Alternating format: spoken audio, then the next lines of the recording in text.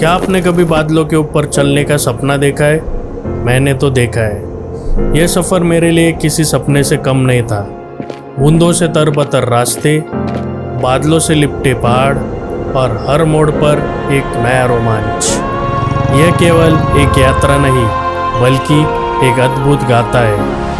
ब्रह्मगिरी की ऊंचाइयों से गोदावरी का जन्म और अंजनेरी की शांति में हनुमान जी का आशीर्वाद। इस अनोखे सफ़र में मेरे दोस्त विशाल और प्रसाद का साथ और भी खास बन गया। आइए इस जादुई सफ़र में मेरे साथ चलिए।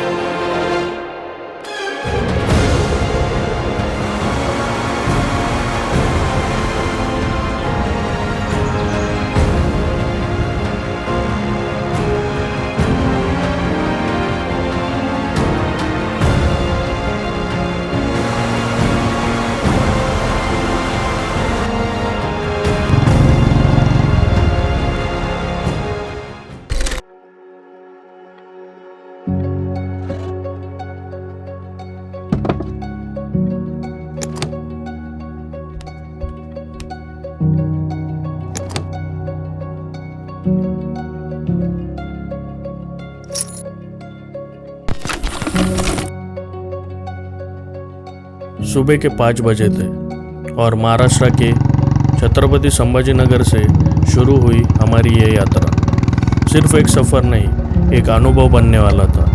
सड़क पर पसरी वो खामोशी, हवा की वो ठंडक और बाइक की रफ्तार, ऐसे लग रहा था मानो हम जिंदगी के एक नए उड़ान पर निकले हो।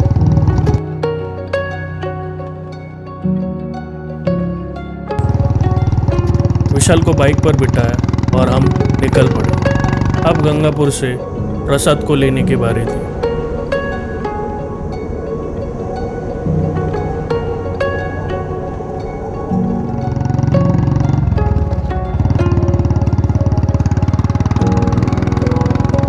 अभी हम आए गंगापुर और हम आप वेट कर रहे हैं हमारे दूसरे दोस्त का प्रसाद का।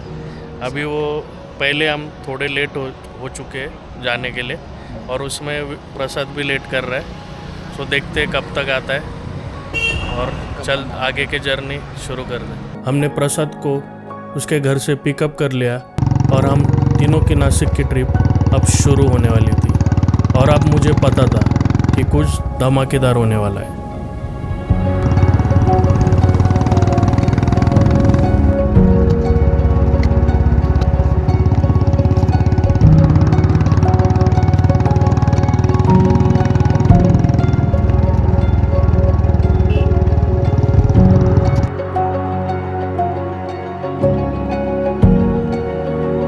जैसे हम खाना खा के नासिक की ओर निकले,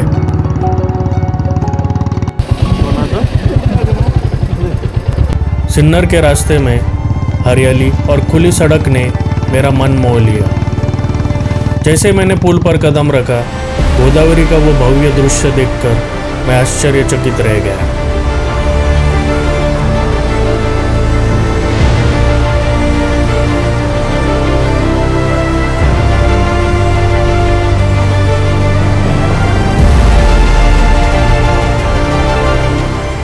जिसे दक्षिण गंगा भी कहते हैं। महाराष्ट्र का नासिक जिले में त्र्यंबकेश्वर नाम के स्थान से निकलती है ये भव्य नदी। ये नदी कई धार्मिक ग्रंथों में पवित्र मानी गई है और इसका उल्लेख कई पुराणों में भी मिलता है।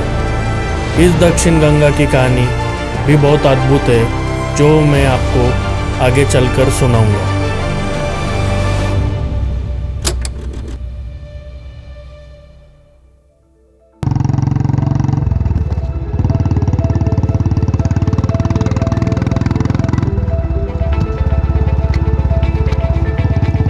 रास्ते में हमारे दोस्त प्रसाद ने हमें एक ऐसे जगह का दीदार कराया जिसने हमें मंत्रमुग्ध कर दिया। सिन्नर में मौजूद यह 1200 साल पुराना शिव मंदिर। जैसे हमने इस मंदिर के अंदर कदम रखा, एक अलग ही शांति और सुकून महसूस हुआ।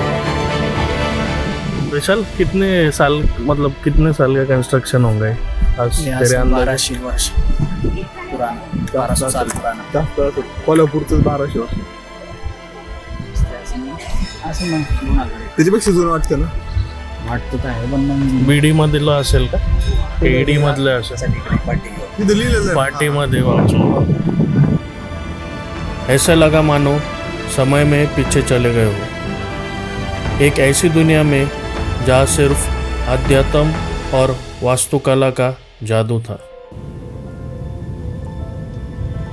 इस मंदिर की हर एक नक्काशी, हर एक पत्थर अपनी कहानी कह रहा था.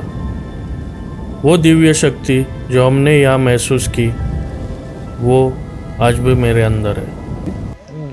कैसा लगा विशाल आपको? बहुत अच्छा, बहुत अच्छा. काफ़ी दिनों बाद नासिक जगह पे लेके आया प्रसाद. के जितने आभार मानो उतने कम है.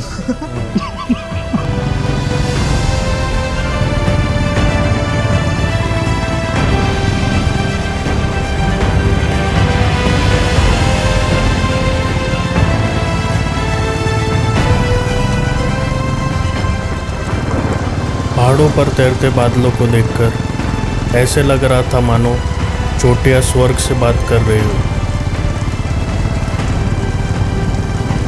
जैसे हम ब्रह्मगिरी के और पास आते गए और मैं ये सब देखकर सब भूल गया.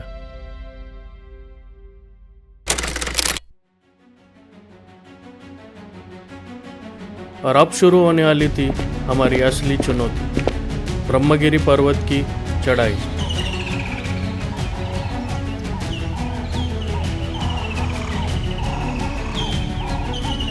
सो दोस्तों, मुझे लगता है कि ये सही वक्त है ऋषि गौतम गोदावरी नदी की कहानी बताने का. तो ऋषि गौतम और गोदावरी नदी की कहानी इस प्रकार है. ऋषि गौतम के आश्रम में रहने वाले ब्राह्मणों ने उनसे ईर्ष्या करते हुए उनके खेत में एक मायावी गाय छोड़ दी. जब ऋषि गौतम ने गाय को भगाने की कोशिश की तो वह मर गई. इस पाप से मुक्ति पाने के लिए ऋषि गौतम ने भगवान शिव की तपस्या की और उनसे गंगा नदी को पृथ्वी पर लाने का वरदान मांगा. भगवान शिव ने उनकी प्रार्थना स्वीकार की और गंगा नदी को गोदावरी नदी के स्वरूप में पृथ्वी पर अवतरित किया. यह सिर्फ एक नदी नहीं बल्कि एक जीवंत कहानी है. यह कहानी ऋषि गौतम की दया, भक्ति और भगवान शिव के आशीर्वाद के बारे में है.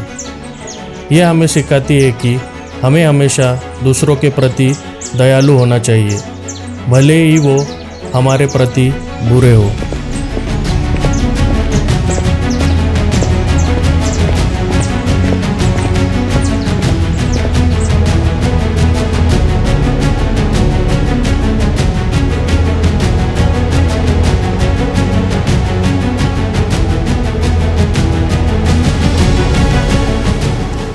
और बारिश ने हमारी परीक्षा लेनी शुरू कर दी थी.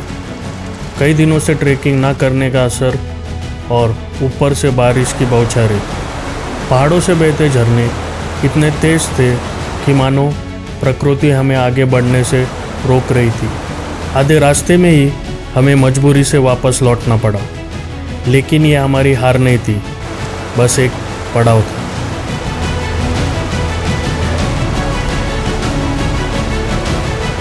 और उस दिन मैंने जाना कि असली मंजिल कभी हार मानने में नहीं है. और उस जोश और उल्लास में हम अगले दिन वापस निकले एक नए धमाकेदार ट्रैक के लिए, जो आपको अगले एपिसोड में दिखेगा.